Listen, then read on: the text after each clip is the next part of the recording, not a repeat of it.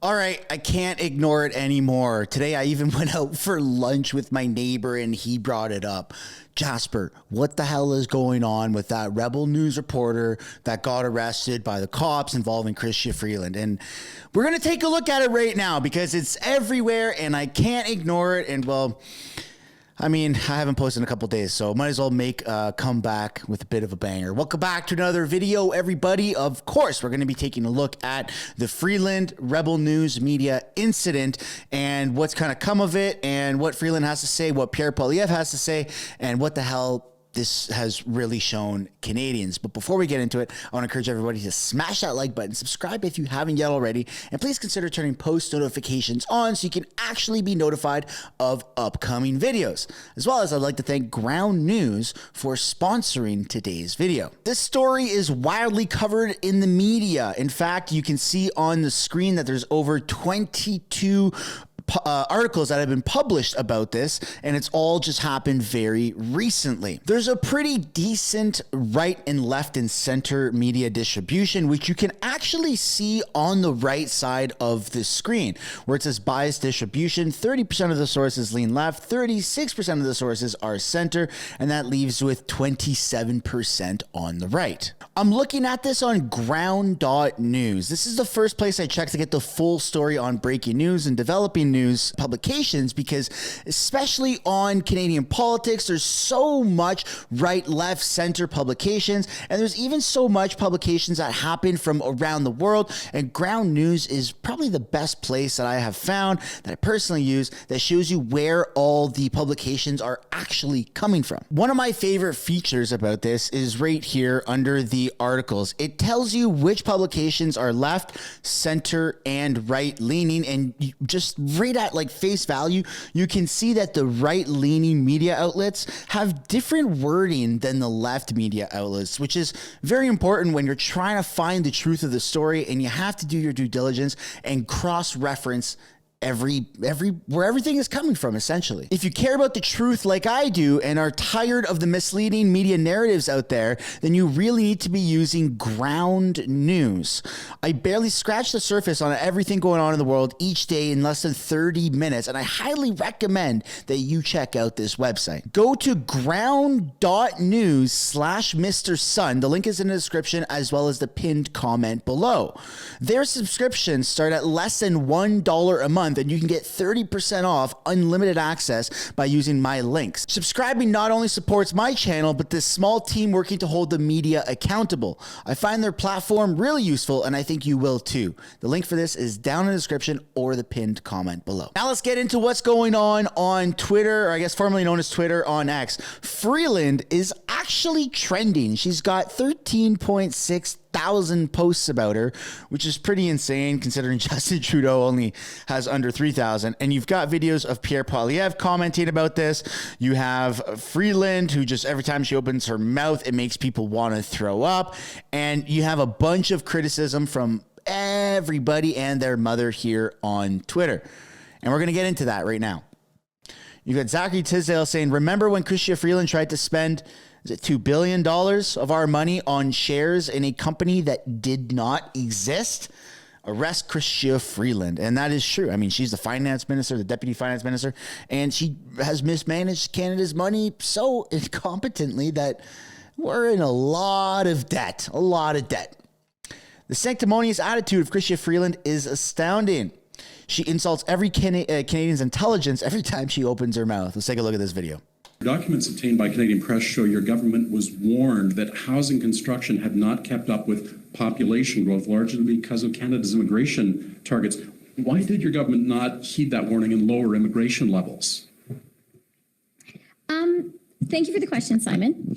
And let me say this.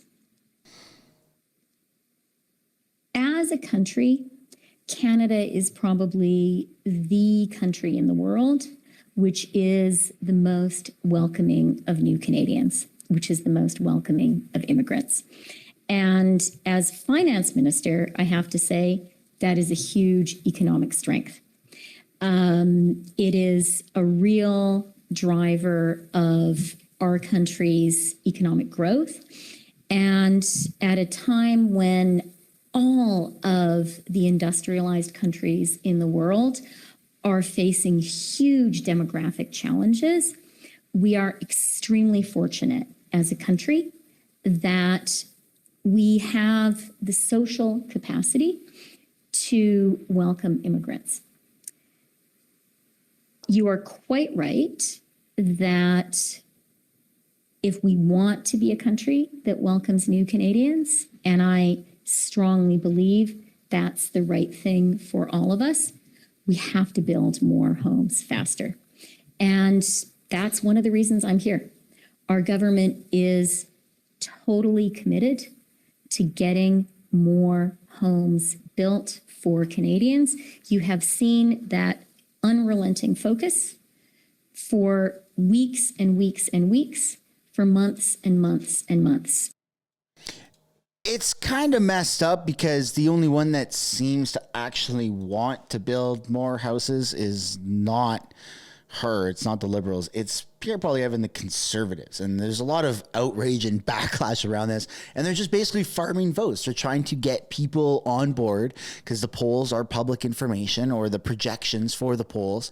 And it's absolutely horrendous behavior to lie to the public after you've been called out so many times for your repetitive behavior, your mismanagement of funds, and your incompetence. And now all of a sudden, they wake up. Yeah, of course we have to build more homes.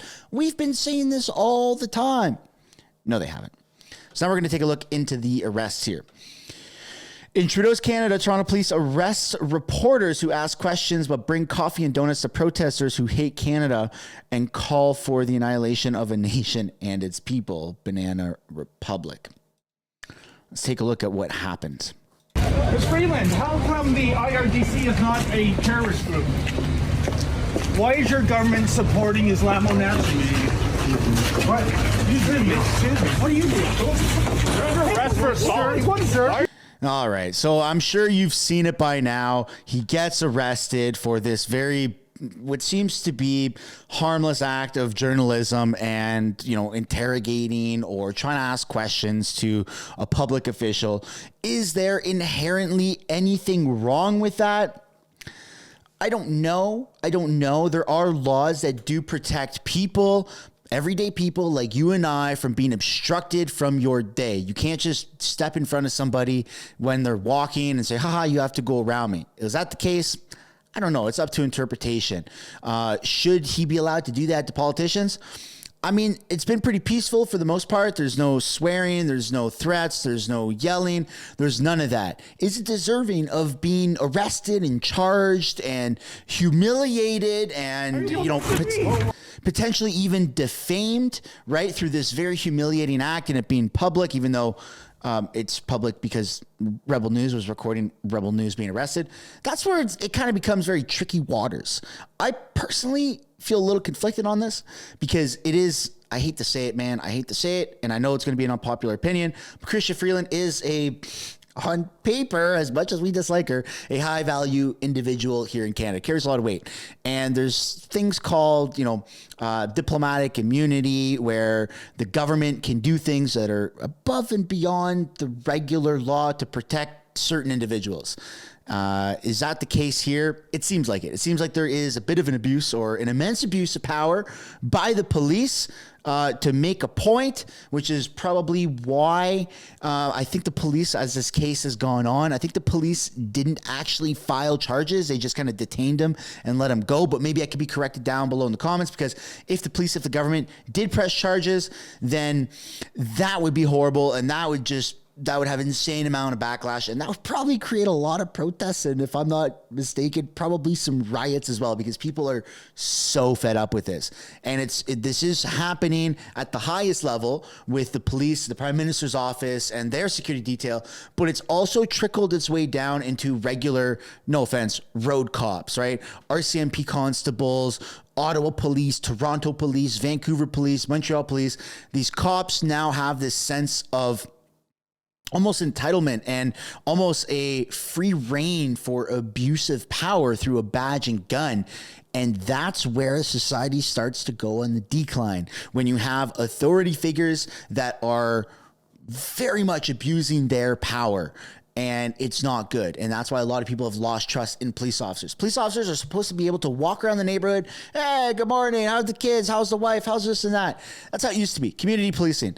And now it's turned into, you see a cop when you're driving and you see them in your rear view mirror. You're doing nothing wrong and your fists tighten up on the wheel. And you're like, oh my God, 10 and 2, pay more attention. Wait, I'm not doing anything wrong. Or you're walking around town and you see a cop and you're like, act cool, act cool. Wait, I'm not doing anything wrong. And police should not have that type of intimidating presence to law-abiding citizens, but they do because of shit like this, because of just dumb, stupid arrests where, look, they're grabbing Menzies, right? David Menzies, like almost by the throat, in the French, it's called the chignon du cou, right? They're grabbing him by the clothes and all this stuff. And it's such abusive. It's such abusive, mentality and such abusive actions. It's crazy.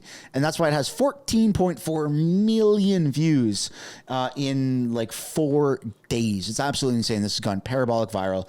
And well, now we're going to watch a clip of Ezra Levant, who is either the owner or the CEO or whatever it is of Rebel News, who talks with David Menzies about this. And they're actually saying they're suing the cops for what they did. That we're suing those cops for what they did at the Brickworks restaurant 2 Christmases ago. And I had a call late last night with one of our best lawyers named Sarah Miller. She's great. And I know her work because she has defended a number of cases for the Democracy Fund, including a very difficult case involving Pastor Arthur Pawlowski. And Pawlowski was convicted of keeping his church open during the lockdowns. He lost at trial. That's a tough, when you lose a trial and you feel the odds are against you. But Sarah Miller got that overturned 3-0 in a precedent-setting case. It was a huge victory. I've watched her work, I've read her work, and I talked to her at length yesterday, and I want to tell our viewers that just because the cops say they're done with you, doesn't mean we're done with the cops. Yeah, and that's really important. And you're seeing a lot of this happen in Canada where there's an outlandish headline of, cops arrest radical journalists, and they slander him, they defame him, they tear him down with these headlines and post his name everywhere. And then it might take 3, 6 months, 8 months, a year, even 2 years for those decisions to get overturned, for him to get the appropriate compensation that he deserves from the defamation of character, the slander, the abuse of power and all that, right? It might take him a long time to have that fixed, but the headline's already been seen. And the after effects of rebuilding his character and saying, oh, no, wait, hold on. Remember that headline from a year or 2 ago? It turns out he's actually innocent. But the damage has been done because no one cares about that follow-up headline. We all care about the main headline, the first of the punch, that is radical journalist gets arrested, which is going to turn out most likely to be a false accusation and will eventually get overturned. And that seems to be the case with a lot of Rebel News' incidences where they get slandered, they get thrown under the bus by, Trudeau himself, which is absolutely insane to say that the Prime Minister is attacking like a specific company just out of sheer animosity, or the media and the police and just word of mouth and social media and how everything works. It's horrible behavior. And that's why a lot of people have lost trust in the entire system here in Canada, is because shit like this is happening way too frequently. And somebody has something to say about it. And let's take a look at the man, the myth, the legend himself, Pierre Poilievre. Payments to publishers and broadcasters, this corrupts their editorial independence. The stick is regulation, including censorship, banning reporters from press conferences, the CRA's journalism licensing regime, and the CRTC's new power to alter search engine algorithms. My question, sir, is this: which of these carrots and sticks would you keep as Prime Minister, and which would you repeal? Thank you. We are going to repeal C11, the censorship law, which allows CRTC bureaucrats to secretly manipulate social media algorithms to promote certain information, demote other information, and censor certain things altogether. This is a form of censorship that exists nowhere in the democratic world. Margaret Atwood actually said that this was creeping totalitarianism. And this is Margaret Atwood. This is not a conservative, obviously not a conservative, but she is an artist, a true artist, who believes that freedom of expression and freedom of the press is necessary. We're going to stop arresting journalists. It's outrageous for the Prime Minister to have, and his government, to have journalists arrested for merely for asking questions of ministers and public officials. And we're going to make sure that the government does not use tax dollars to leverage news coverage in its favor. Right now, Justin Trudeau is censoring those that he disagrees with and trying to buy off the rest. And that undermines confidence among Canadians in the news media. Well, you heard it there, which is a very big uphill battle. And that's how you kind of know it's genuine, because the media, the mainstream government-funded media, has already begun and will definitely continue to attack Pierre Poilievre. And he knows this. And he's saying, I'm not going to censor them because that would be what I stand against. And it's going to be horrible. You're going to see he's bringing MAGA politics into Canada, Trump 2.0, Canadian Trump, right? Like, you're going to see a bunch of these things. And whether that means anything to you or not, it means something to some people out there. And it could be viewed as defamatory or slanderous. And Pierre is still saying, let them say what they want to say. That's how you know it's genuine. That is absolutely insane in a very positive way. And I think a lot of people can actually appreciate Pierre and his approach there. But that's where we're going to end today's video, folks. I'd love to know what you think about this arrest. If you have any questions, comments, or concerns. And I want to reiterate my gratitude for Ground News for sponsoring today's video. I'll see you all in the next one. Bye for now.